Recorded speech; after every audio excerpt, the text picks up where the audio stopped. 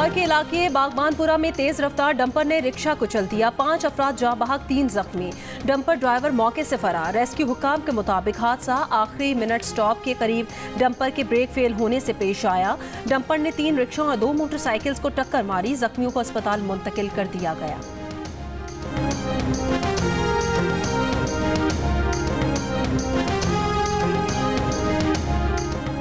पाकिस्तान और IMF के दरमियान आज से वीडियो लिंक के जरिए मुज़ाकरात शुरू होंगे। नए माली साल के बजट पर मुशावरत होगी। ज़राए के मुताबिक IMF वफ्द के आइंदा हफ्ते पाकिस्तान दौरे का इम्कान है। IMF के साथ तकनीकी मुज़ाकरात में डेटा शेयर किया जाएगा। पॉलिसी सतह के मुज़ाकरात में बजट अहदाफ को हतमी शक्ल दी जाएगी।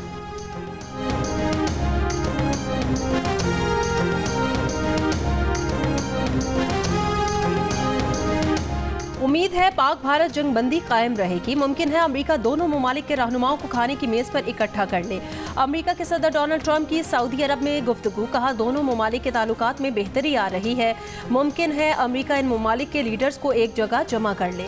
कहा कुछ ही रोज पहले उनकी इंतजामिया ने तशद्दुद के बढ़ते वाकयात को रुकवाने के लिए तारीखी जंगबंदी में कामयाबी हासिल की है।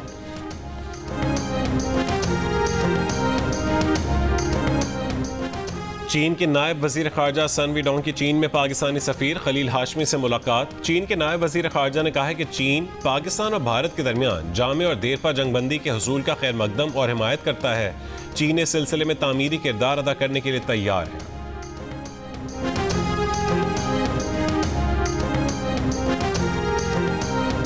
तुर्क सदर रजब तैयब एर्दोगान का पाकिस्तान की मुकम्मल हिमायत का अज़्म। एक बयान में कहा तुर्की और पाकिस्तान के दरमियान भाईचारा और सच्ची दोस्ती बेहतरीन मिसालों में से एक है।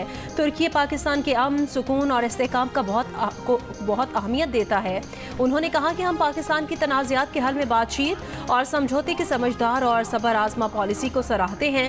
माजी और मुस्तकबिल की तरह तुर्की अच्छे और बुरे किसी भी वक्त में पाकिस्तान के शाना बशाना खड़ा रहेगा।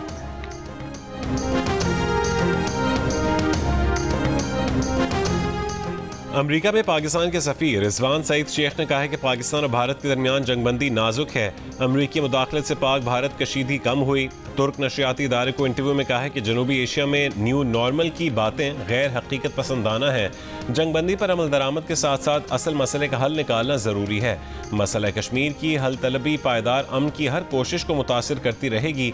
मसला कश्मीर की जानिब अमरीका समेत आलमी बिरादरी की तवज्जो एक नादिर मौका है।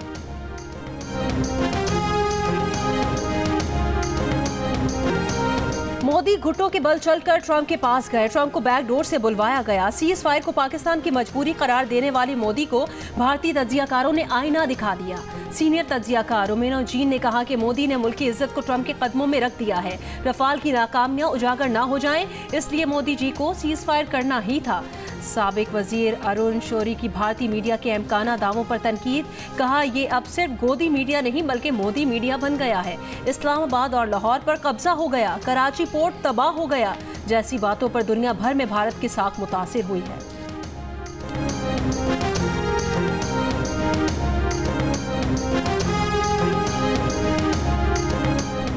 जिला कोहिस्तान के माली स्कैंडल की तहकीकात के दौरान अहम मुल्जिमान के घर पर छापे।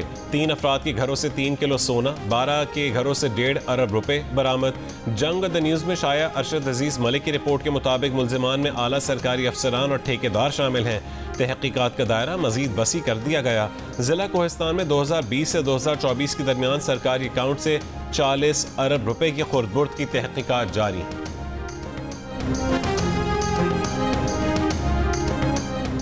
बाजोड़ में रुकने कौमी असम्बली मुबारक ज़ेब के घर के करीब धमाका। धमाके से मुबारक ज़ेब के घर का गेट तबाह हो गया। DPO वकास रफीक के मुताबिक रिमोट कंट्रोल बम घर की दीवार के करीब नस्ब किया गया था। धमाके के वक्त मुबारक ज़ेब घर पर मौजूद नहीं थे। मुबारक ज़ेब का कहना है बुज़दिलाना कार्रवाइयों से उनके हौसले पस्त नहीं किए जा सकते।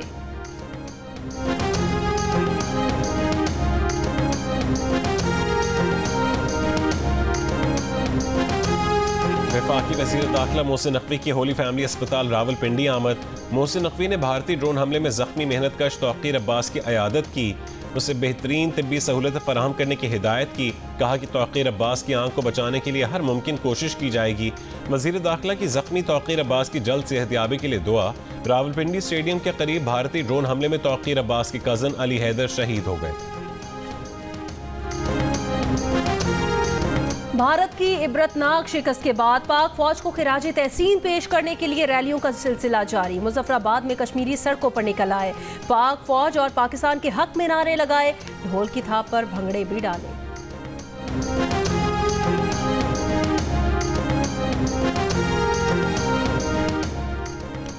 कराची के सार्फिन के लिए बिजली 5 रुपये 2 पैसे सस्ती करने की दरख्वास्त की इलेक्ट्रिक ने मार्च की फ्यूल प्राइस एडजस्टमेंट की मद में की है। दरख्वास्त में फ्यूल प्राइस एडजस्टमेंट से सार्फिन को 6 अरब 79 करोड़ रुपए के रिलीफ का तखमीना है कि इलेक्ट्रिक के साथ ही मुकम्मल रिलीफ सार्फिन को मुंतकिल ना करने की भी दरख्वास्त में मौक़िफ़ अपनाया गया कि इलेक्ट्रिक के मुख्तलिफ मद में 14 अरब 60 करोड़ रुपए के बकाया जात हैं।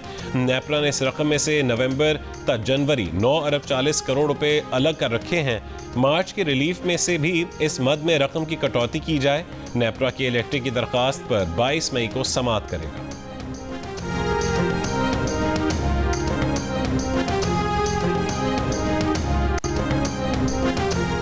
जबरी मुशक्कत और चाइल्ड लेबर के खात्मे से मुतालिक करारदाद पंजाब असम्बली से मुतफ़िका तौर पर मंजूर। करारदाद में सूबे भर में जबरी मुशक्कत के खात्मे और बच्चों से मुशक्कत देने के सद्देबाब के लिए मौसर कानून साजी का मुतालबा किया गया है।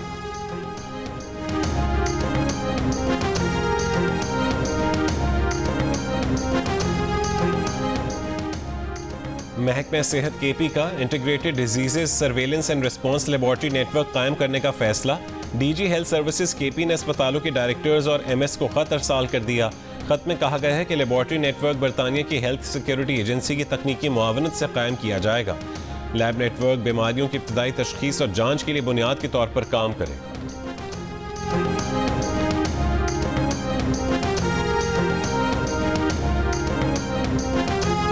Hyderabad board of intermediate and secondary education के तहत फर्स्ट ईयर के इम्तिहानात का आगाज। 11वीं जमात के इम्तिहानात में 64,000 से ज़ायद तलबा और तालिबात हिस्सा ले रहे हैं। इम्तिहानात के लिए 9 अजला में 214 इम्तिहानी सेंटर्स कायम किए गए हैं।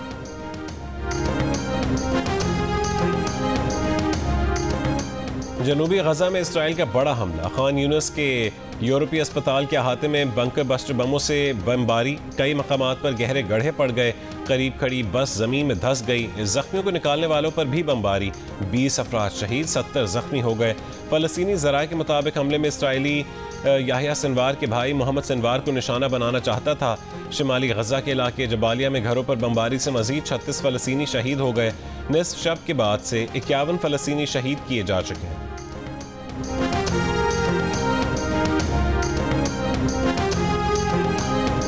Olympian gold medalist javelin thrower Arshad Nadeem Asian athletics championship में गोल्ड मेडल जीतने के लिए पुरअज़्म।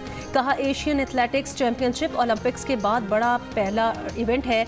इस इवेंट के लिए 5 माह से सख्त मेहनत कर रहा हूँ। हदफ है कि जिन इवेंट्स में गोल्ड मेडल नहीं जीता उनमें गोल्ड मेडल जीत सकूँ।